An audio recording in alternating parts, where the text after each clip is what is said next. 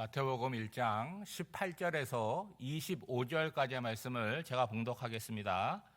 예수 그리스도의 나심은 이러하니라. 그의 어머니 마리아가 요셉과 약혼하고 동거하기 전에 성령으로 잉태된 것이 나타났더니 그의 남편 요셉은 의로운 사람이라 그를 드러내지 아니하고 가만히 끊고자 하여 이 일을 생각할 때에 주의 사자가 현명하여 이르되 다윗의 자손 요셉아 내 아내 마리아 데려오기를 무서워하지 말라.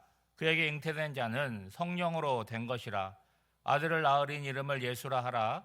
이는 그가 자기 백성을 그들의 죄에서 구원할 자이심이라 하니라.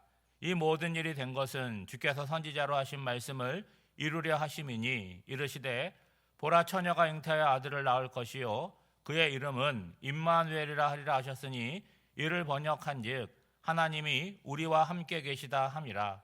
요셉이 잠에서 깨어나 일어나 주의 사자의 분부대로 행하여 그의 아내를 데려왔으나 아들을 낳기까지 동침하지 아니하더니 나음에 이름을 예수라 하니라. 아멘. 오늘 본문은 성탄절기, 대림의 절기에 주로 보는 그러한 부분입니다.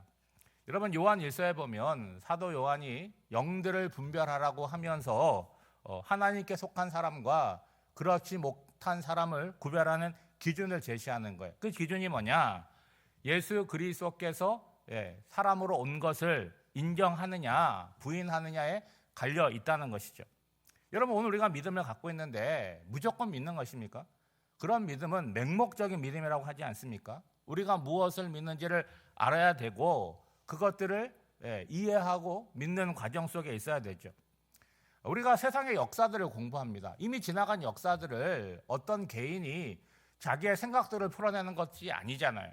역사는 최소한 사실의 기준으로 하는 거 아니겠습니까? 사실은 뭘 기준으로 하는 거예요? 과거의 기록들, 유물들 그런 것들을 전문가 그룹에서 오랜 시간 동안 연구하는 거죠. 이 사람도 연구하고 저 사람도 연구하는 거예요. 그래서 공통된 의견들이 이제 우리가 배우는 역사로 이게 가르쳐지는 거 아니겠습니까? 그런 역사를 우리가 배우는 거죠. 예수님께서 육체로 오신 이 성육신 사건도 마찬가지라는 거죠.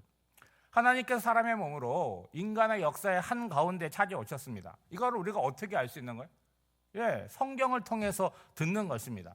물론 성경 안에는 우리가 오늘을 살아가는 일반적인 경험들, 그런 상식들을 이게 넘어서는 요소들이 있죠. 그런 거는 믿음의 영역이라고 얘기할 수 있습니다. 그래서 성경은 우리한테 너 이거 믿어야 된다 강요하지 않습니다. 있는 사실을 기록해 놓고 그거를 믿느냐 안 믿느냐는 누구한테 달려있는 거예요? 그건 우리의 몫이라고 하는 거죠. 성경은 그저 있는 사실을 전할 뿐이라는 거죠. 마태복음은 이렇게 시작하지 않습니까? 아브라함과 다윗의 자손 예수 그리스도의 계보라, 세계라, 족보라 이렇게 번역이 됩니다. 여러분 많은 인물 가운데 구약의 인물 가운데 두 사람이 등장을 해요. 아브라함과 다윗이 등장을 합니다. 왜 아브라함이 등장할까요? 모든 족보의 시작이 아브라함이거든요. 그러니까 아브라함의 별명이 뭡니까? 믿음의 조상. 그러니까 믿음의 시작을 아브라함으로부터 보는 거예요. 그리고 아브라함과 다윗은 많은 인물 가운데 공통된 특징이 있습니다. 하나님께서 아브라함과 언약을 맺으셨고 또 다윗과 언약을 맺으셨어요. 그래서 그 언약을 맺은 것을 기준으로 해서 선지자들이 메시아에 대해서 그리스도에서 어떻게 예언합니까? 누구의 자손으로? 다윗의 자손으로 오신다고 약속을 하는 거죠. 아브라함으로부터 이 긴 족보가 쭉 나오잖아요. 이렇게 42대에 걸친 족보들이 쭉 나오는데 이 족보를 열거하는 이유가 뭐라고 생각하십니까? 이런 족보, 오랜 시간 동안 낳고의 과정을 통해서 누가 오셨다는 거예요? 메시아가 오셨다는 거죠. 그리고 오늘 본문에는 누구를 얘기합니까? 요셉이 태어났다. 예수의 아버지가 요셉이 태어났다라는 이야기를 하는 건데 그거보다 중요한 건 뭐냐?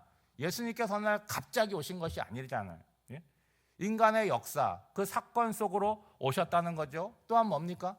오래전 하나님께서 예언자를 통해서 약속하신 그 약속의 성취로 오셨음을 오늘 본문이 말하고 있는 거죠. 오늘 본문이 시작하는 18절 말씀을 보시기 바랍니다. 예수 그리스도의 나심은 이러하니라. 그의 어머니 마리아가 요셉과 약혼하고 동거하기 전에 성령으로 잉태된 것이 나타났다라고 얘기하고 있어요.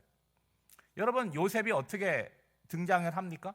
앞서 나오는 아브라함부터 시작된 42대의 족보에 이 요셉이 등장을 하는 거죠.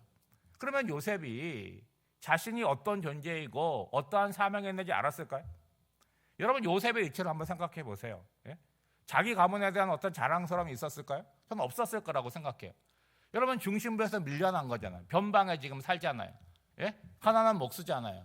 그러니까 뭐 세상에 대한 그런 소망을 갖고 사는 것이 아니라 그 시대를 살아가는 사람들을 뭐 어떤 재산이나 그런 뭐 권력으로 나눈다면 상중하 가운데 하에 속한 사람이잖아요. 그렇죠? 그래서 그 시대를 사는 그 동네에 사는 여느 사람처럼 나이가 되니까 동네 아가씨랑 이제 약혼을 하고 그런 삶을 준비하고 있는 거 아니겠어요? 그런데 하나님께서 그 아들을 세상에 보내심에 있어서 누구를 선택하신 거예요?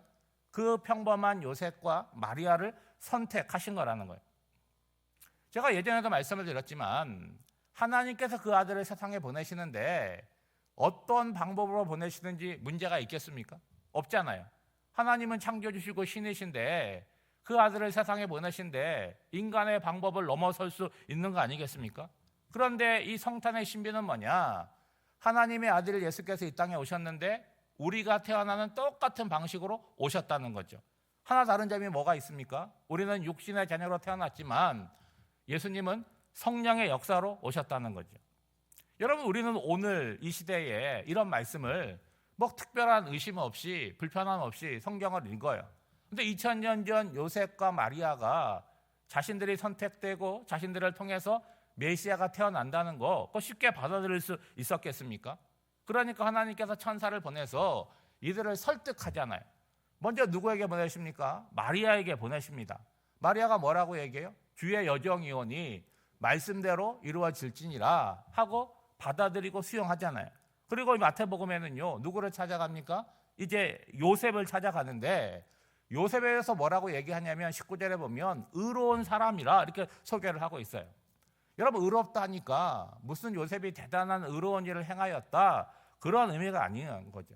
하나님을 경외하고 거짓이 없는 사람이었다 그렇게 얘기하는 것이죠. 여러분 나와 약혼한 배우자가 있어요. 예? 그런데 나와 상관없이 임신을 했다? 그거 쉽게 받아들일 수 있겠습니까?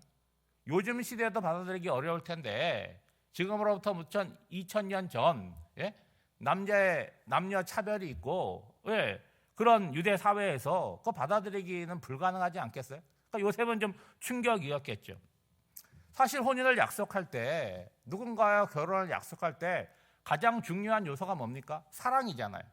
그 사랑이라고 얘기하지만 그 사랑 속에는 뭐가 많은 부분을 차지하고 있어요? 그 세상에 대한 믿음을 기초로 하는 사랑이라고 할 수 있겠죠.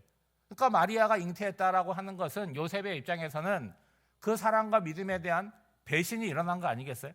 그러니까 함께 갈 수가 없잖아요. 이 약혼, 이 결혼 이어질 수 있겠습니까? 그런데 이 요셉이 의롭다라고 하는 것은 이 문제를 공개적으로 내어놓고 마리아를 힘들게 하지 않고 가만히 조용히 해결할 방법을 모색했다는 거죠. 게다가 요셉의 훌륭한 점은 뭐냐? 이 문제를 감정적으로 처리하지 않았다는 거예요. 그래서 가만히 생각했다, 고민했다라고 하는 거죠. 그 고민과 생각이 깊어지는 그 찰나에 이제 하나님께서 천사를 보내신 거예요. 20절 말씀에 보면 다윗의 자손 요셉아 내 아내 데려오기를 무서워하지 말라. 그에게 잉태된 자는 성령으로 된 것이다. 사람의 말은 신뢰할 수 없지만 성령께서 하시는 말씀은 수용할 수 있는 거 아니겠어요? 이런 생각이 들었어요. 마리아가 임신하기 전에 천사가 찾아왔으면 얼마나 좋았을까? 요셉의 미리 마음에 준비할 수 있지 않았겠어요? 아니면 천사가 찾아오기 전에 마리아가 자신에게 일어난 일들을 요셉에게 말해줬으면 또 어떠했을까라는 생각도 해요. 근데 이런 생각들은 인간적인 생각이잖아요. 그러니까 하나님께서 요셉에게 가장 적절한 순간에 이 소식을 알려주신 것이죠. 그리고 태어날 아기의 이름도 지어주시는데 아기의 이름이 예수입니다. 사실 예수는 유대 사회에서 드문 이름이 아니에요. 흔한 이름입니다. 이게 히브리어로 하면 여호수아 그리고 헬라어로 하면 예수아 이렇게 되는 거예요. 이게 무슨 의미입니까? 여호와는 구원이시다라는 뜻을 갖고 있어요. 그러니까 메시아의 이름인 예수는요, 예수님께서 오신 목적이 분명하게 담겨 있지 않습니까? 세상을 지배하고 통치하기 위해서 오신 것이 아니라 구원하시기 위하여 그렇게 오셨음이 그 이름에 있는 거죠. 여러분, 예수님의 태어나심을 종합해 보면 여기에 성탄의 신비, 성탄의 아이러니가 있다라고 하는 거죠. 하나님의 약속을 따라 구원자로 오신 분이 수도인 예루살렘에 오신 것이 아니라 변방인 베들레헴 작은 고을로 오셨다는 거예요. 부유하고 많이 배운 사람에게 온 것이 아니라 그 시대에 어리고 뭘 모르고 가난한 부부의 삶에 찾아오셨다는 거죠.